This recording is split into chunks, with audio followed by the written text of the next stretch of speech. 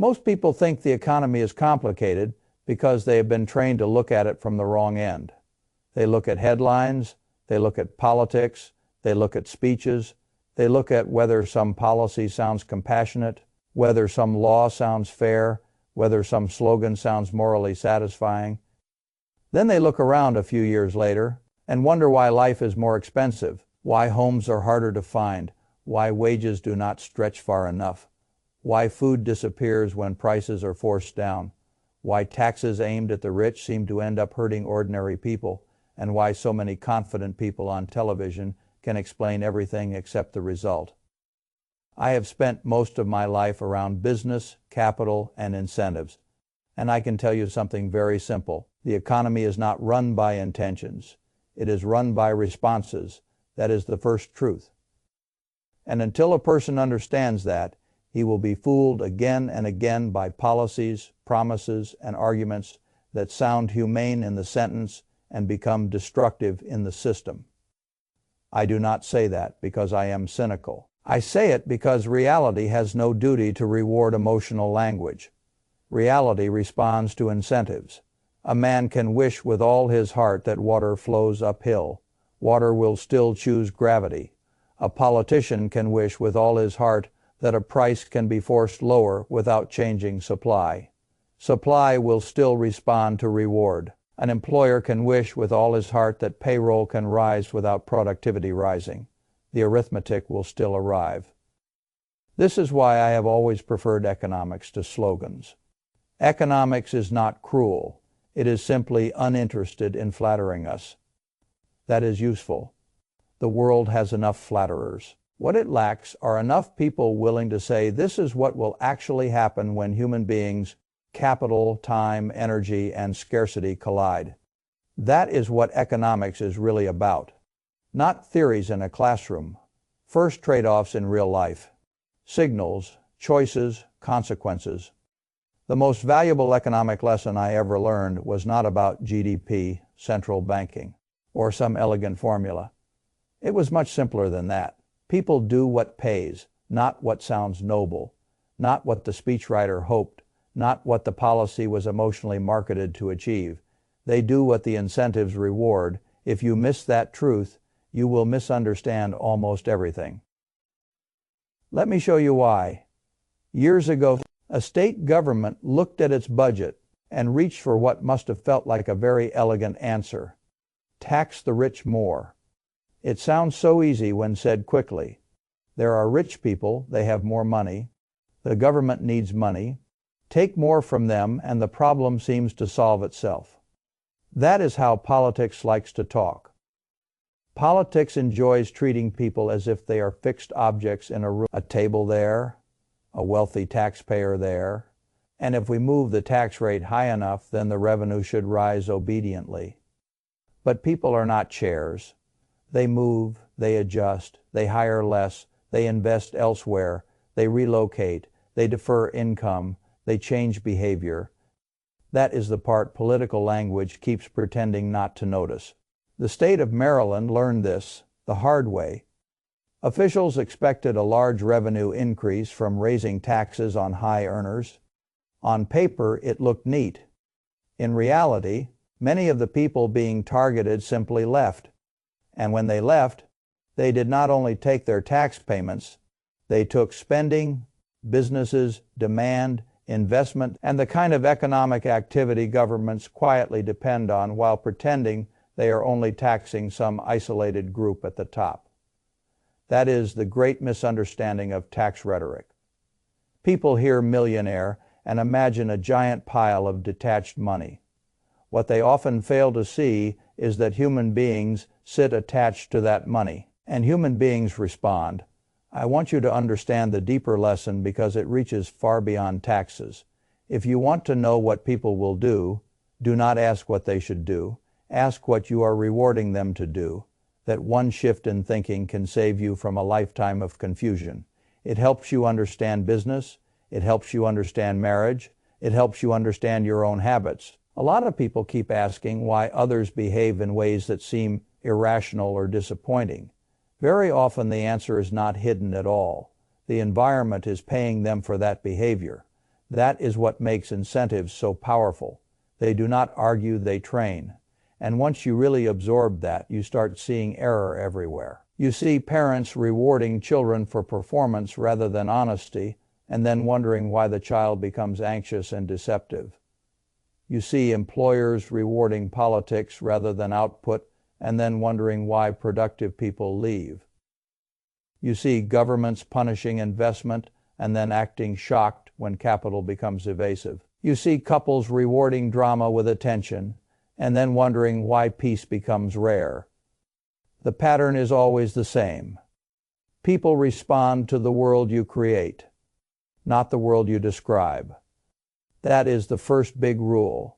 The second big rule is that every choice has a cost, whether or not money changes hands in an obvious way. This is one of the most useful truths in all of economics and one of the least emotionally welcome. People love the phrase, "Can I afford it?" I have never trusted that question very much. A much better question is, what am I giving up to get it? That is real economics. If you have $10 and you can buy a coffee, a burger, or a movie ticket, you already understand the principle better than many policymakers do. You can choose one thing and perhaps two if the prices are kind enough, but you cannot choose everything. Every yes contains a hidden no. That is scarcity. Scarcity is not some cruel invention of capitalism. Scarcity is the condition of life itself. Time is scarce. Attention is scarce. Energy is scarce. Money is scarce. Land is scarce. Labor is scarce. The whole art of living is deciding what deserves those scarce things more than the alternatives do. That is why I dislike the public habit of speaking as though economics is only about money. No, economics is about use. If you spend an hour here, that hour cannot be spent elsewhere. If you spend money on a machine that depreciates, that money cannot compound in a productive asset. If a country uses talent and capital to produce things nobody wants, that same talent and capital cannot be building what people truly value. This is why I like thinking in opportunity cost rather than in sticker price alone. A $50,000 car is not merely it is also whatever that $50,000 could have become had it been deployed differently. Most people do not feel this because opportunity cost is invisible. The leather seats are visible. The smell of the new interior is visible. The admiration of the neighbor is visible. The future value of money left to compound quietly for years is invisible. That is why people keep making the same mistake. They compare a purchase only to the current bank balance. They do not compare it to the future they just sold to make the purchase. I have never wanted to make decisions that way. If a man buys a luxury car when a reliable, cheaper one would do the same practical job, he is not only purchasing transportation, he is purchasing a style of depreciation and declining future optionality. He may still decide that is worth it, fine. But let him at least tell the truth about what he is trading away. Economics is about telling the truth about trade-offs. That is what makes it so unpopular. Truth about trade-offs is unwelcome in a culture built around appetite. People prefer a world where they can say yes without a shadow. Life does not work that way. And once you accept that, your decisions improve. You stop asking, "Can I technically buy this?" You start asking, "What future am I shrinking to have this present?" That is a much more adult question. It is also a much more profitable question. The third great rule is that prices are messages. I wish more people understood this because so much public anger is directed at the messenger rather than the condition being communicated. A price is not always pleasant. A price can be painful. A price can tell you something you do not want to hear that does not make it the enemy. Very often the price is the only honest signal in the room. There is a famous story I have always liked. A Soviet leader once asked Margaret Thatcher how Britain made sure people got fed. Her answer was very good. She said she did not do it. Prices did. That is exactly right. People are uncomfortable with that answer because they imagine that something so important as food must surely require a visible central hand. and yet prices coordinate things that no committee could ever coordinate in time. Think for a moment about what it would take to centrally direct something as simple as pizza for an entire country. How many people want pizza tonight rather than tomorrow? How much flour should be milled? How much wheat should have been planted? How much milk should go to cheese rather than butter or ice cream? How many ovens should exist in which towns? How many drivers should be available? What toppings are rising or falling in popularity? Now multiply that kind of problem across meat, vegetables, fuel, bread, coffee, clothing, medicine, housing, tools, and every other item a modern population uses. No central planner can know all that in time. The data changes too quickly. Preferences change too quickly. Conditions shift too quickly. Prices solve this by transmitting information without speeches. If something becomes scarce and demand remains high, that rise tells producers, there is an opportunity here. Bring more, make more, ship more. If something is abundant and nobody wants it badly enough, the price falls. That fall tells producers to slow down, redirect, repurpose. No one needs to love this process emotionally for it to be useful. It is useful because it is fast and because it contains more truth than intentions do. This is why I get nervous when people start treating prices as moral insults rather than information signals. An angry price is still a message. Maybe supply is too low, maybe demand is too high, maybe a previous distortion is being corrected, maybe capital was discouraged from entering the field and now the scarcity is being revealed. The point is that the price is telling you something. If you silence the signal without fixing the condition, you create a worse outcome. Which brings me to the fourth rule: price controls do not work the way their supporters hope. They are among the most emotionally attractive mistakes in all of public life because they appear compassionate, immediate, and simple. Something is too expensive. Force the price down. Something seems too cheap for producers. Force the price up. The whole thing sounds humane right until the system reacts. Let me make it vivid. Imagine a school announces free pizza tomorrow at lunch. Unlimited, come and take as much as you want. What happens? The early kids take more than usual. Kids who are not planning to eat cafeteria food show up. Some grab extra because it is free and because they worry it may run out.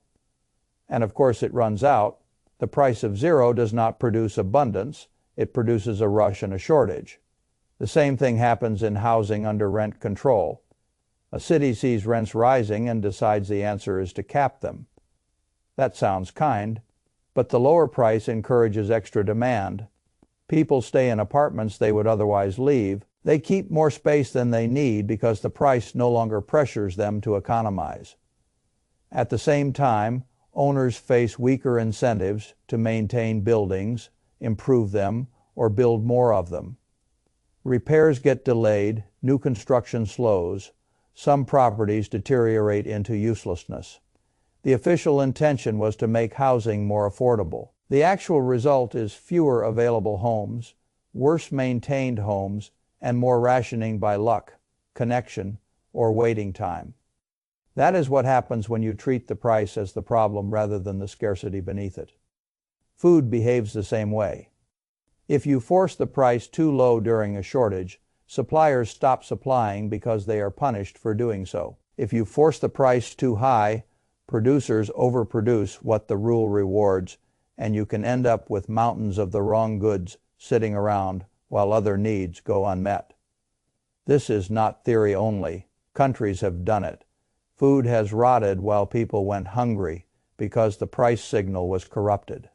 That is one of the reasons economics feels backward to the untrained eye. A compassionate-sounding intervention can make life harsher for exactly the people it was designed to help. The rich often find ways around shortages. They have contacts, they have mobility, they have options. Poorer people are the ones trapped in the line, trapped in the waiting list, trapped in the decaying apartment, trapped with the empty shelf. So when someone says they want to make something affordable by controlling the price, I ask one question first: what happens to supply? That question usually gets you closer to truth than an entire speech. The fifth rule is that profits and losses are directions. This is another area where the public gets confused because it moralizes the signal. Profit is treated as suspect. Loss is treated as unfortunate. Sometimes both reactions miss the real point. Profit tells you that resources are being used in a way that other people value enough to pay for. Loss tells you that the resources could likely be used better elsewhere. That is enormously useful information. Imagine a child bringing fruit snacks to school and trading them for other things kids want less or more. If the fruit snacks disappear instantly and he keeps getting more in trade than he gave up, he has discovered something. He is moving a scarce item to where demand is strong. The profit is not theft. It is feedback. Bring more fruit snacks. Now imagine he tries raisins and nobody wants them. That is a loss. Again, not evil. Feedback. Do less of this. The market is constantly running this experiment at scale. Prophets say society appears to want more of this, or at least values it enough to support its continued production. Losses say society is not rewarding this use of labor, capital, and material. Shift them. That is why I have never feared losses as signals in business. I fear sustained losses that are artificially kept alive by sentiment, politics, or vanity. If a failing enterprise is protected forever, then labor, machinery, buildings, and capital stay trapped in bad uses. That is a social loss hidden beneath a political rescue. People think they are saving jobs or compassionately supporting an industry. Often they are paying to preserve misallocation. And misallocation is expensive.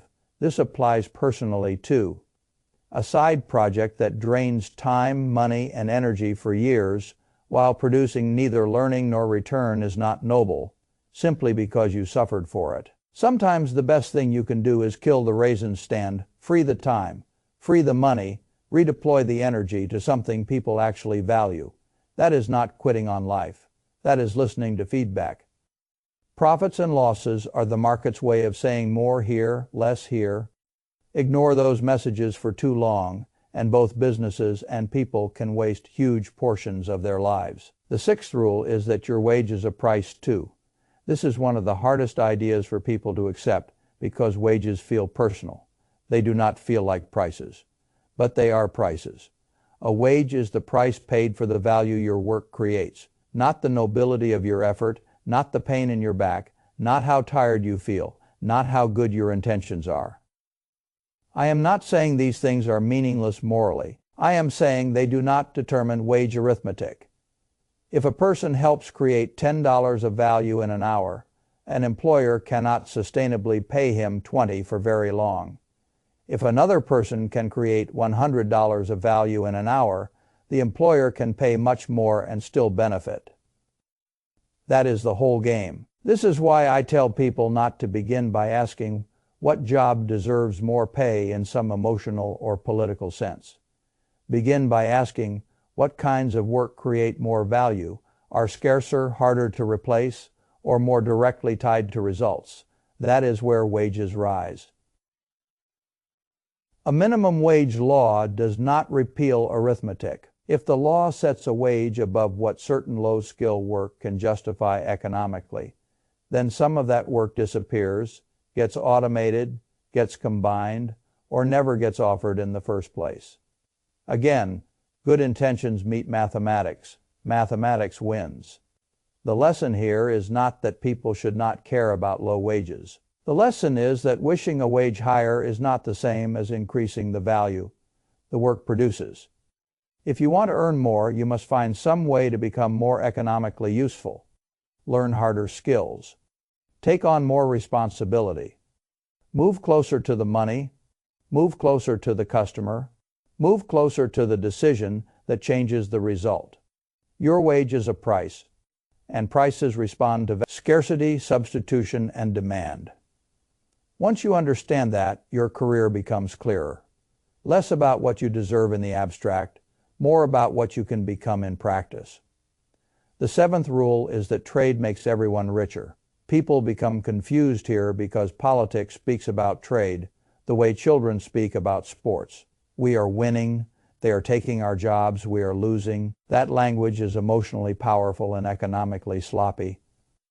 Trade is not war when it is voluntary.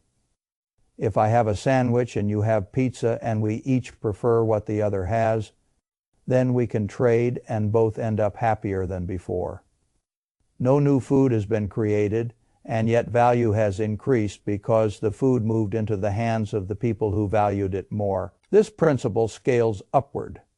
Countries trade for the same reason people do, not because one side enjoys losing, because specialization and exchange allow both to end up with more than if they insisted on doing everything themselves. Even if one country is better at producing almost everything, trade can still help if the relative advantage differs across goods.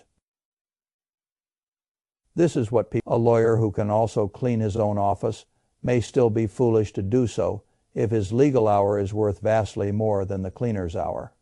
He is not too proud to clean, he is just better off specializing where his relative value is higher and trading for the rest. The world works that way too. Trade is not always easy politically. It can be painful for particular workers, towns, or industries when adjustments happen. I do not deny that. But the answer to transition pain is not to pretend trade itself is theft.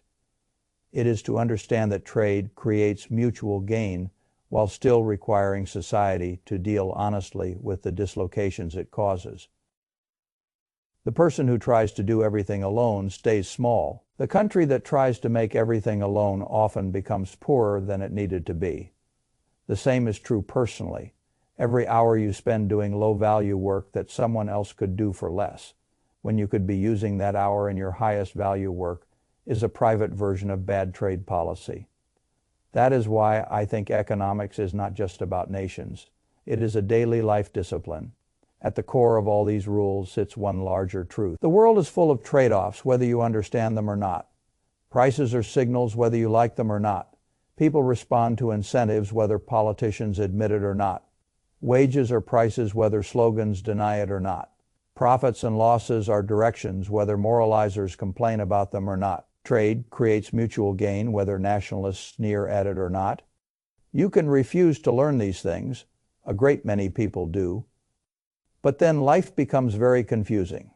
You will keep wondering why nice-sounding plans make bad outcomes. You will keep wondering why scarcity does not disappear when politicians condemn it. You will keep wondering why businesses do not behave according to moral speeches. You will keep wondering why your own financial life stays stuck when your choices are emotionally generous but economically sloppy. I have never enjoyed being fooled. That is one reason I value economics so highly. It does not make life easy. It makes life legible. Once you understand the incentives in front of you, you stop expecting speeches to outperform arithmetic. Once you understand trade-offs, you stop pretending one more purchase has no shadow cost. Once you understand prices, you stop attacking the messenger and start examining the scarcity. Once you understand profits and losses, you stop sentimentalizing waste. Once you understand wages, you begin improving value instead of complaining about feelings. Once you understand trade, you stop treating voluntary exchange like a crime. This does not make a person colder. In my view, it makes him more useful. A useful person can actually help. A confused person is easy prey for rhetoric, and rhetoric has emptied more pockets and ruined more policies than most people will ever know. That is why I wanted to talk about these rules, because a person who understands them becomes very difficult to fool. He may still disagree with other people politically. He may still make business mistakes. He may still have bad days. But he will no longer be the sort of person who hears an emotionally satisfying argument and mistakes it for an economically sound one. That is a tremendous advantage, not only in markets in life.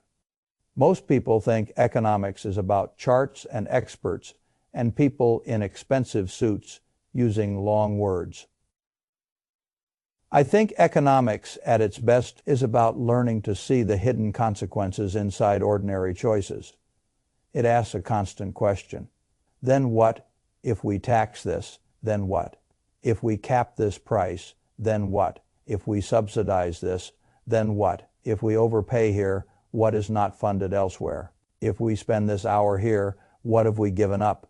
If we reward this behavior, what behavior will multiply? The person who keeps asking, then what, becomes wiser very quickly. The person who never asks it keeps getting blindsided by consequences that were visible in the incentives all along. That is why I consider economics one of the most practical forms of honesty available. It will not make you rich by itself, but it will keep you from believing a great many lies. And a person who becomes hard to fool has already gained something enormously valuable. He has stopped donating pieces of his life to ideas that cannot survive contact with reality. That is worth more than most people think.